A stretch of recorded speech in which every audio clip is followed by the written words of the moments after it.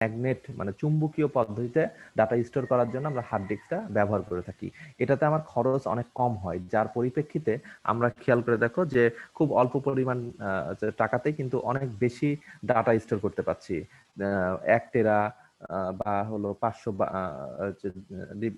GB hard disk, বা তোমার হলো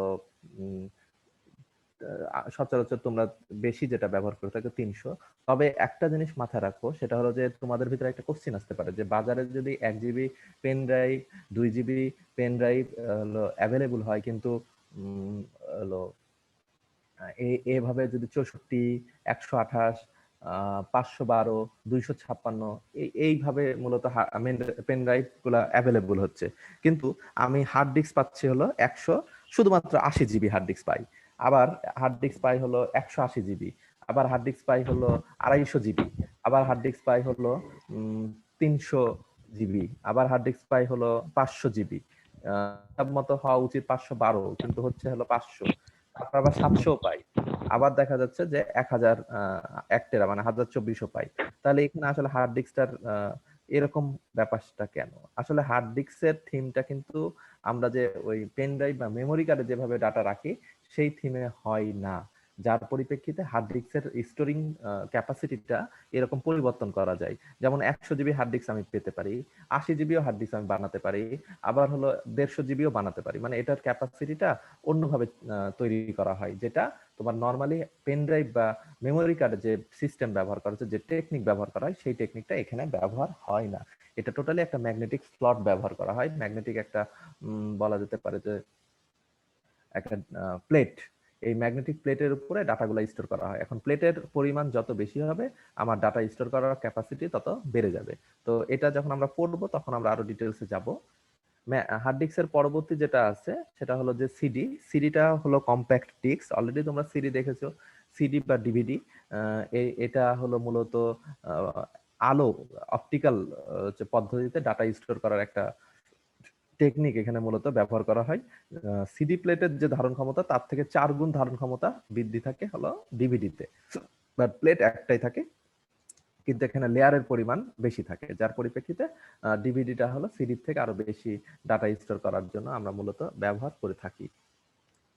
আচ্ছা, তো এটা ছিল মূলত মেমোরি হিসাবে একটা ধারণা দেওয়া। মেমোরির সম্পর্কে যদি কারো কোশ্চেন থাকে একটু বলতে পারো।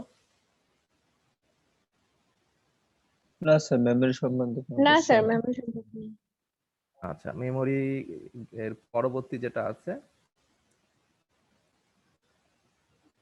মেমোরির ঠিক আপন খালাতো ভাই স্টোরেজ ডিভাইস। আপন খালাতো ভাই। আচ্ছা, তো আমরা মেমোরি পড়াতে যাই আমরা বলছিলাম যে মেমোরির যে প্রথম যেটা ছিল সেটা হলো র্যাম এবং রম, ঠিক তার পরবর্তী যেটা আসছে সেটা হলো হার্ড ডিস্ক। তো আমরা এই ডিভাইসটাতে এই হার্ড ডিস্ক সম্পর্কে দেখবো, তার মানে সেকেন্ডারি স্টোরেজ সম্পর্কে আমরা এখানে ধারণাটা নিব। সেকেন্ডারি স্টোরেজের ক্ষেত্রে খেয়াল করে দেখো যে সেকেন্ডারি স্টোরেজ আমরা অনেকগুলো পড়েছিলাম, সেটা কি কি? Hard disk, CD, DVD, pen drive, flash drive, এগুলো আমরা পড়েছি। তো এই সেকেন্ডারি স্টোরেজকে আবার কয়েকটা ভাগে ক্যাটাগরিতে ভাগ করা হচ্ছে। দেখো, একটা সিকোয়েন্সিয়াল অ্যাক্সেস আর একটা হলো ডিরেক্ট অ্যাক্সেস। সিকোয়েন্সিয়াল অ্যাক্সেসটা কি রকম? সিকোয়েন্সিয়াল অ্যাক্সেসটা হলো, তোমাদের ভিতরে কেউ আছো যারা আগেকার যুগে ক্যাসেট ব্যবহার করেছো, ক্যাসেট গান শোনার জন্য? জি স্যার, আমি হ্যাঁ স্যার, এখনো আমার বাসায় আছে। এখনো আছে। আচ্ছা, এখনো বাজে আছে কি? স্যার। এখনো বাজে? হ্যাঁ স্যার, বাজে।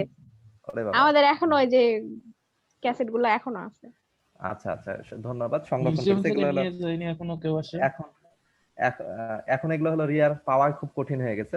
যাদের বাসাতে আছে, যারা খুব মানে যত্নবান, মানে খুব সুন্দরভাবে যত্ন করে রেখেছে, তাদেরটাই সংরক্ষণ আছে।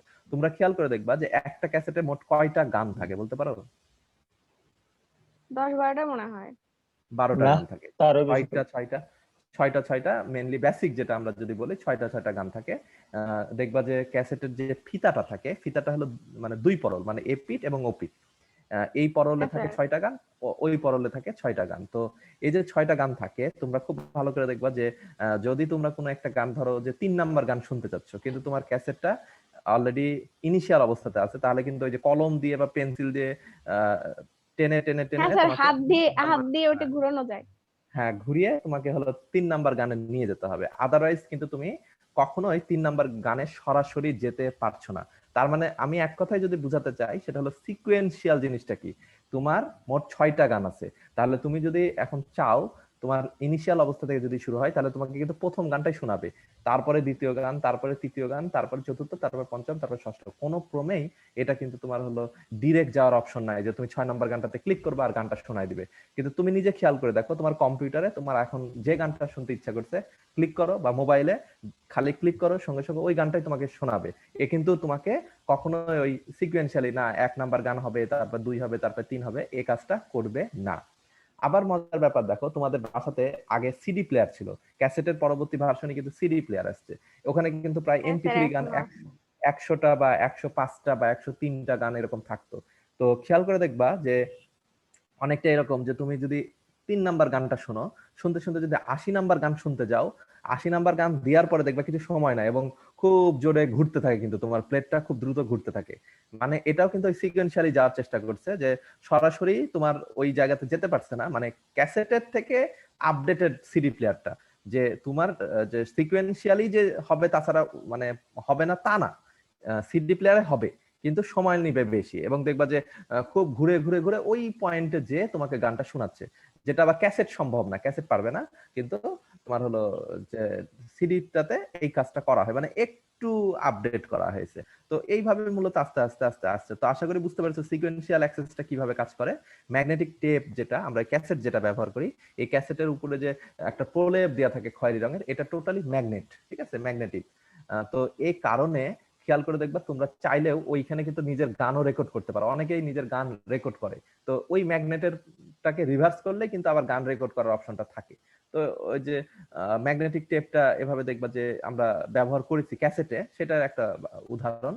আর ডিরেক্ট অ্যাক্সেসের ক্ষেত্রে কয়েকটা ওয়ে আছে, যেটার ভিতরে অলরেডি আমরা হার্ড ডিস্ক যেটা ব্যবহার করছি, ম্যাগনেটিক ডিস্ক এটা ব্যবহার করছি, অপটিক্যাল ডিস্ক ব্যবহার করছি, আবার ওই যে মেমোরি কার্ড ব্যবহার করছি মোবাইলে, এগুলো সবগুলো হলো ডিরেক্ট অ্যাক্সেস হয়ে থাকে। তো এগুলো সম্পর্কে আমরা দেখব।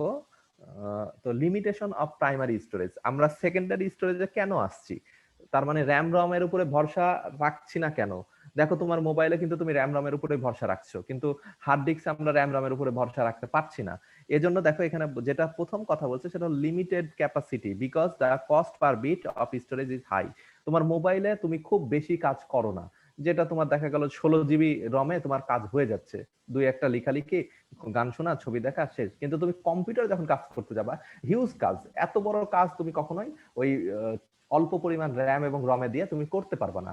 যদি অনেক বেশি র্যাম এবং রম লাগাও, তাহলে দেখা যাচ্ছে যে তোমার যে খরচ অনেক বেড়ে যাবে, তো এত খরচের তো কোনো দরকার নাই, সেটা এখানে বলা হয়েছে। আবার র্যামের একটা অসুবিধা, সেটা কি, র্যাম তো ভুলে যায়, মনে রাখতে পারে না, কিন্তু আমাকে তো মনে রাখতে হবে, যখন ইচ্ছা কম্পিউটার ওপেন করব আমার ওই ডাটাটা আমার প্রয়োজন হবে।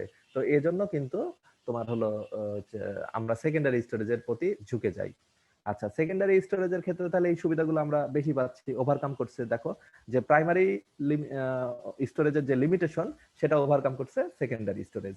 এবং আরো যেটা আছে সেটা হলো যে এখানে cost per bit of storage is very low, মানে খরচটা খুবই কম, যার পরিপ্রেক্ষিতে দেখো যে তুমি 1 টেরা হার্ড ডিস্ক মাত্র 3000 টাকাতে 1 টেরা হার্ড ডিস্ক কিনে নিচ্ছ, যেখানে তুমি 3000 টাকাতে মাত্র 3 জিবি বা 4 জিবি, সর্বোচ্চ 8 জিবি র্যাম পাবা। তাহলে খেয়াল করে কোথায় 8 জিবি আর কোথায় হলো 1 টেরা। তো এটাই বলা হচ্ছে, হ্যাঁ, অপারেটিং স্পিডটা অনেক বেশি ফাস্ট হয়। তারপরে দেখা যাচ্ছে যে অনেক দিন এটাকে তুমি স্টোর করে রাখতে পারো, এই সুবিধাগুলো পাওয়া যায়। আচ্ছা, তো আমরা কয় পদ্ধতিতে ডাটা স্টোর করতে পারি? 2 পদ্ধতি, একটা হলো রাইটিং আর একটা হলো রিডিং। আমরা যেটা পড়ি সেটা হলো রিড, আর যেটা লিখে রাখতে যাচ্ছি সেটা রাইটিং ডাটা।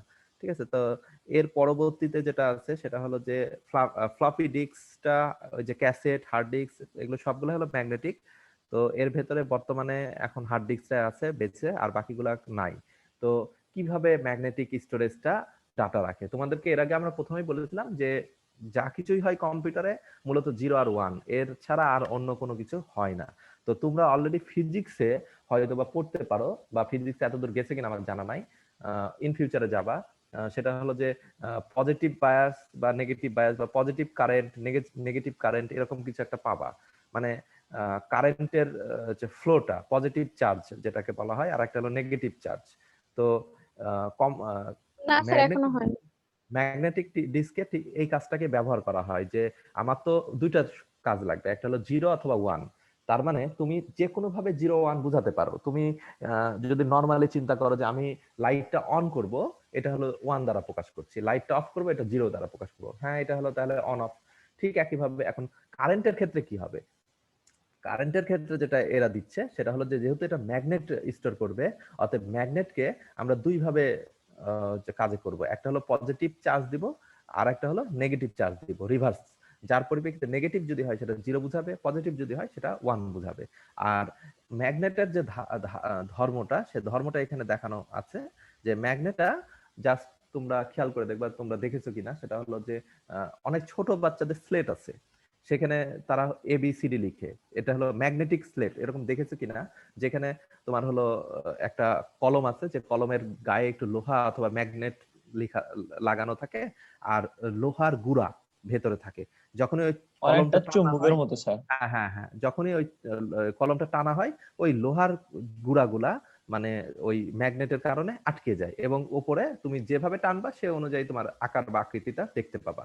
তো ওই থিমটা এখানে যে একটা পজিটিভ চার্জ 1 দ্বারা রিপ্রেজেন্ট করবে, আর একটা হলো নেগেটিভ চার্জ 0 দ্বারা রিপ্রেজেন্ট করবে। আর এর ভিতরে হলো ওই মানে আয়রনের মানে লোহার কিছু ওই গুঁড়া থাকবে, লোহার কিছু ম্যাটেরিয়ালস গুলা থাকবে, যে ম্যাটেরিয়ালস গুলা এর দ্বারা আকর্ষিত হবে। তো এখানে কয়েকটা পার্ট দেখানো আছে। এই পার্টটা ক্যালকুলেশনের ক্ষেত্রে, এই যে আমি একটু আগে বলছিলাম যে একটা হার্ড ডিস্কে বা এই যে ক্যাপাসিটিটা হয়, মানে কি পরিমাণ ডাটা স্টোর করবে, আসলে এই ক্যাপাসিটিটা কিভাবে তৈরি করা হয় সেটা এখানে দেখানো হয়েছে। দেখো এখানে কিছু গোল সার্কেল দেখানো হচ্ছে, এই সারফেস গুলা, এগুলোকে আমরা এক কথায় বলি হলো ট্র্যাক। এগুলো হলো এক একটা ট্র্যাক, ঠিক আছে? তোমার এই ট্র্যাক গুলা অনেক গুলা হয়ে থাকে। যে কোনো একটা যদি আমি গোল একটা প্লেট পাই, সেই প্লেটে এরকম অনেকগুলা সারফেস রাখা হয়। এই সারফেস এক একটা কে এক একটা গোল সারফেসকে আমরা এক একটা ট্র্যাক বলছি। তাহলে এটা যদি হয় তাহলে দেখো এরকম এক থেকে কাউন্ট করলে মোট ধরো আনুমানিক 100টা হতে পারে, সর্বোচ্চ 200টা ট্র্যাক হতে পারে। এই ট্র্যাকের পরবর্তীতে প্রত্যেকটা ট্র্যাক গুলাকে আবার ছোট ছোট ভাগে ভাগ করা হয়। এটা অনেকটা পিজার মতো, যে আমরা এটাকে আরো ক্ষুদ্র ক্ষুদ্র ভাগে ভাগ করা হয়, এবং যে ক্ষুদ্র ভাগটাকে সাব ট্র্যাক বলা যেতে পারে, সাব ডিভাইডেড বলা হয়। এই ট্র্যাকগুলা ছোট ক্ষুদ্র ভাগকে আমরা আবার বলি হলো সেক্টর। তাহলে প্রথম কথা হলো যে টোটাল যে সারফেসটা আছে সেই সারফেসটাকে গোল চাকতিতে যেটা ভাগ করা হচ্ছে এটাকে আমরা বলছি হলো ট্র্যাক, এবং এই ট্র্যাক গুলাকে আরো ক্ষুদ্র ক্ষুদ্র ভাগে ভাগ করা হয়, যেটাকে আমরা বলছি হলো সেক্টর। এবং প্রতিটা সেক্টরে আবার কিছু ডাটা কন্টেন্ট করে, ঠিক আছে? সর্বোচ্চ ডাটা কন্টেন্ট করে হলো 512 বাইটস, ঠিক আছে? তাহলে আমার এখানে যতগুলা সেক্টর হবে আমি তত বেশি ডাটা স্টোর করতে পারবো, আর যত ট্র্যাক হবে তত বেশি ডাটা আমি স্টোর করতে পারবো। আশা করি বুঝতে পারছো যে তোমার সিডিতে আর ডিভিডিতে পার্থক্য, দুটা সাইজ দেখবা সেম, কিন্তু একটাতে যে পরিমাণ তোমার ডাটা রাখতে পারো, মানে আনুমানিক সিডিতে 712 MB স্টোর করতে পারছো, কিন্তু সেখানেই আনুমানিক 4 GB স্টোর করতে পারছো ডিভিডিতে। তাহলে বুঝতে পারছো যে দুটা ট্র্যাক এবং সেক্টরটা এক না, রাখার ক্যাপাসিটিটা বেশি। আচ্ছা, তো এটার পরবর্তীতে এখানে একটা মানে জাস্ট ক্যালকুলেশন দেওয়া আছে। ক্যালকুলেশনটার আগে আমাদের এখানে দেখো একটা সিলিন্ডারের মতন একটা পার্ট দেখানো হচ্ছে, যে আমরা যখন একটা হার্ড ডিস্ক রাখি, এই হার্ড ডিস্কটা অনেকটা এরকম একটা মোটা সিলিন্ডারের ভেতরে এভাবে প্লেট দিয়ে রাখা হয়। এই টোটাল প্লেটটাই কিন্তু একটা ম্যাগনেটের তৈরি প্লেট, এবং এটা আলো বাতাস থেকে মানে দূরে রাখা হয়, এবং খুবই মানে সেনসিটিভ একটা প্লেট। এরকম অনেক প্লেট কিন্তু এই হার্ড ডিস্কের চাকতির মধ্যে রাখা হয়। তোমরা যদি হার্ড ডিস্কের ছবি গতদিন আমি দেখাইছিলাম, এখানে আছে কিনা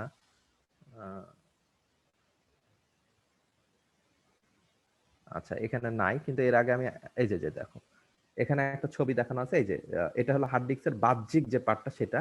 আর খেয়াল করে দেখো এই যে সিলিন্ডারের মতন, আর এইখানে হলো এরকম প্লেটটা থাকে। এই প্লেটের দুই পাশটা আমরা ব্যবহার করতে পারি, এবং এই টোটাল প্লেটটাই আমার ম্যাগনেটের তৈরি, খুবই সেনসিটিভ।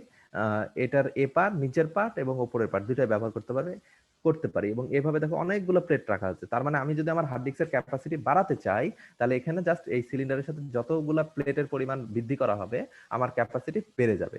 আবার যদি আমি কমাতে চাই, প্লেটের পরিমাণ কমাই দিলে আমার ক্যাপাসিটি কমে যাবে। এই জন্য দেখো হার্ড ডিস্ক 80 GB আছে, হার্ড ডিস্ক 300 GB আছে, হার্ড ডিস্ক 500 GB আছে, 700 GB আছে, 1 টেরা আছে। আশা করি বুঝতে পারছো যে কিভাবে এই ক্যাপাসিটিটা বৃদ্ধি করা হচ্ছে, এবং মেমোরি স্টোর করার জন্য আমরা এইভাবে ব্যবহার করছি। যত এই যে খেয়াল করে দেখো এখানে অনেকগুলা প্লেট রাখা আছে। এটা কিন্তু বাহ্যিক, তুমি বাইরে থেকে যদি দেখো উপরের প্লেটটা দেখতে পাচ্ছ, কিন্তু এর সাথে দেখো অনেকগুলা সাব প্লেট এগুলো আছে এবং প্রত্যেকটা প্লেটই তোমার ডাটা স্টোর করে রাখছে। এইভাবে হার্ড ডিস্কের ক্যাপাসিটিটা আমরা বৃদ্ধি করি, যার পরিপ্রেক্ষিতে নর্মাল যে পেন ড্রাইভ বা মেমোরি কার্ড যেভাবে কাজ করে যে মেকানিজমে, সেই মেকানিজমে কিন্তু হার্ড ডিস্কটা করে না।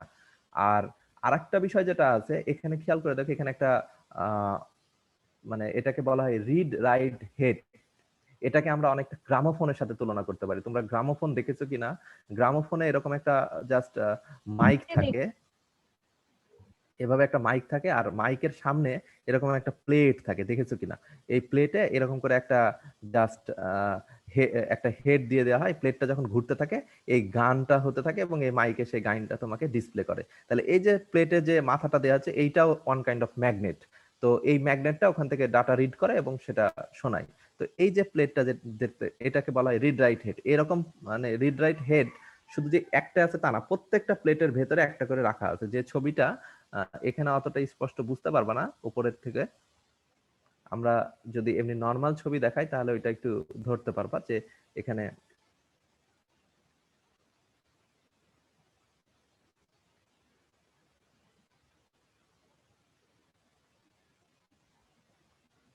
এই যে এখানে এরকম ভাবে প্লেট গুলাকে যদি আমরা এভাবে দেখি তাহলে দেখো এখানে রিড রাইট হেড এখানে একটা আছে, এখানে একটা আছে, এখানে একটা আছে। আচ্ছা, এখন আমাদের একটা ক্যালকুলেশন করতে হবে, যে ক্যালকুলেশনটা আসলে যে আমরা কতটা সারফেস ব্যবহার করতে পারি। তো এটা একটা উদাহরণ দিয়ে তোমাদেরকে যদি আমরা বলি তাহলে ভালো, যে খেয়াল করো যে তোমাদের বাসাটা হলো আনুমানিক 3 তালা, ঠিক আছে? এটা হলো একটা তোমার বাসা, এই 3 তালা বাসা, 1 তালা, 2 তালা, 3 তালা। আচ্ছা, এখন আমার প্রশ্ন হলো তুমি এই 3 তালার কয়টা সারফেস ব্যবহার করতে পারো? সারফেস জিনিসটা কি আমি একটু বুঝাই দিই। যেমন তুমি খেয়াল করে দেখো এইটা হলো এটা হলো 1 তালা, ঠিক আছে? 1 তালার ছাদ কোনটা? এইটা। দেখো 1 তালার ছাদ তুমি ব্যবহার করছো, দোতলার লোক আবার সেটাকে কি ফ্লোর হিসেবে ব্যবহার করছে। তার মানে তুমি যেটাকে ছাদ ব্যবহার করছো, দোতলার লোক সেটাকে মেঝে হিসেবে ব্যবহার করছে। আবার দোতলার লোক যেটাকে ছাদ হিসেবে ব্যবহার করছে, 3 তলার লোক সেটাকে আবার কি মেঝে হিসেবে ব্যবহার করছে। তার মানে দেখো একই সারফেস কিন্তু দুই জায়গা ব্যবহার হচ্ছে। তো তাহলে 3 তালাতে তুমি মোট কয়টা সারফেস ব্যবহার করতে পারো? 3টা। আচ্ছা, আমি প্রথম থেকে হিসাব করি তাহলে আরেকটু ভালো হবে, যে 3 তালাতে মোট 6 কয়টা 7 সারফেস 2টা। আমরা ব্যবহার করতে পারি। ঠিক আছে, আচ্ছা আমরা দেখি। সর্বপ্রথম দেখো যে 3 তালার নিচের যে সারফেসটা আছে এটা কিন্তু আমরা ব্যবহার করতে পারি না, এটা হলো মাটির নিচে। তার মানে এটা আমরা ব্যবহার করতে পাচ্ছি না। মাটির নিচে তো আর আমি যে থাকছি না, অতএব ওই সারফেসটা ব্যবহার হচ্ছে না। তাহলে আমি সরাসরি ব্যবহার করছি কোনটা? মেঝেটা। আচ্ছা, তাহলে এই মেঝেটা এটা হলো একটা সারফেস ব্যবহার করছি। আর এরপরে দেখো এটা হলো ছাদ, তার মানে এই সারফেসটা আমি ব্যবহার করছি। এটা হলো দ্বিতীয় তলার মেঝে, এটাও আমি ব্যবহার করছি। এটা হলো দ্বিতীয় তলার ছাদ, এটা আবার তৃতীয় তলার মেঝে, তার মানে ব্যবহার হচ্ছে। এটা কি? এটা হলো তোমার হলো তৃতীয় তলার ছাদ ব্যবহার করছি, কিন্তু ওপরের যে ছাদটা আছে সেটা কিন্তু আমরা আবার ব্যবহার করছি না। হ্যাঁ, তুমি বলতে পারো স্যার আমরা তো ছাদে উঠি, ওঠানামা করি, সেটা আলাদা। কিন্তু তুমি মানে তোমার প্রয়োজনে যেমন ফ্লোর বা মেঝে হিসেবে যেটা ব্যবহার করছো বা ছাদ হিসেবে ব্যবহার করছো, সেইভাবে তুমি কিন্তু আর ব্যবহার করতে পারছো না। তার মানে দেখো তাহলে তোমার মোট কয়টা ব্যবহার উপযোগী হচ্ছে?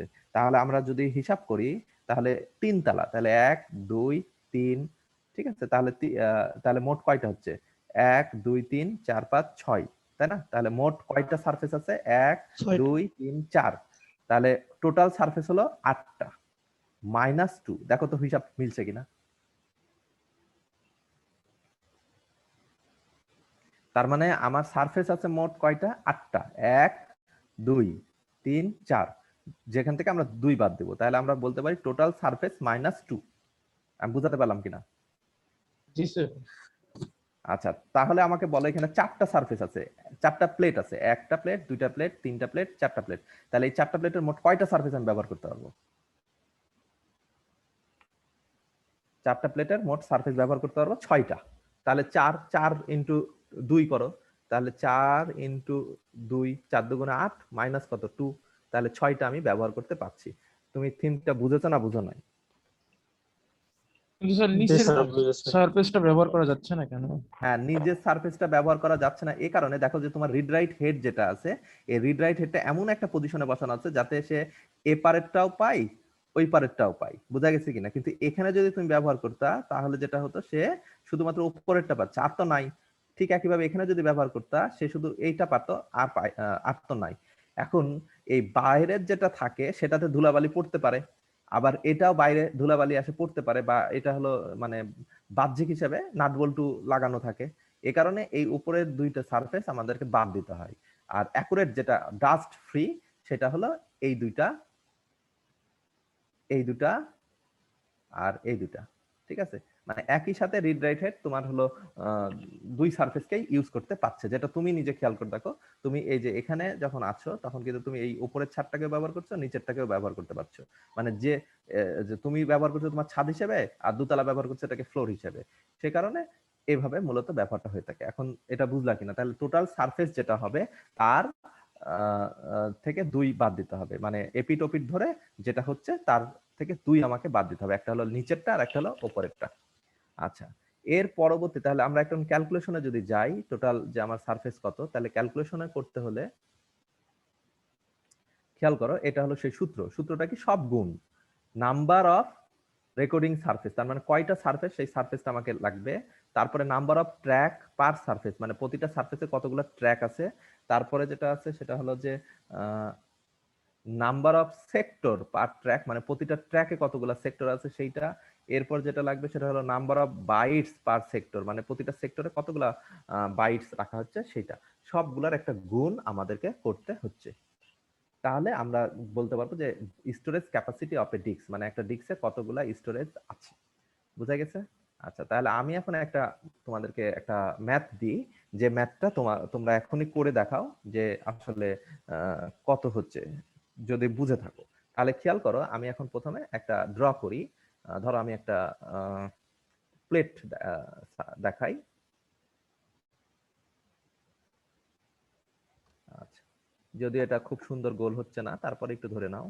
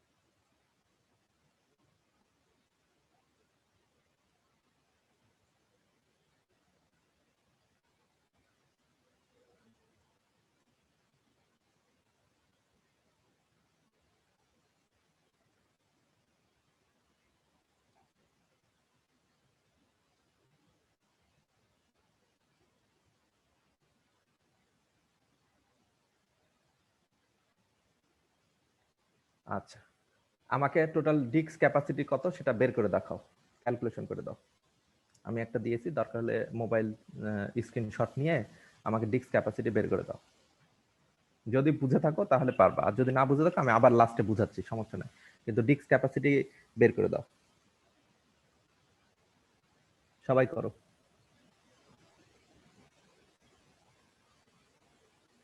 স্যার এখানে 8টা হবে না?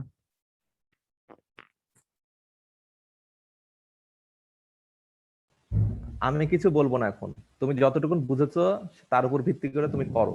আর আমি শেষে এটার মানে ক্লারিফাই দিব। সেটা হলো তোমাদের সময় হলো 3 মিনিট, 3 মিনিটের মধ্যে করো।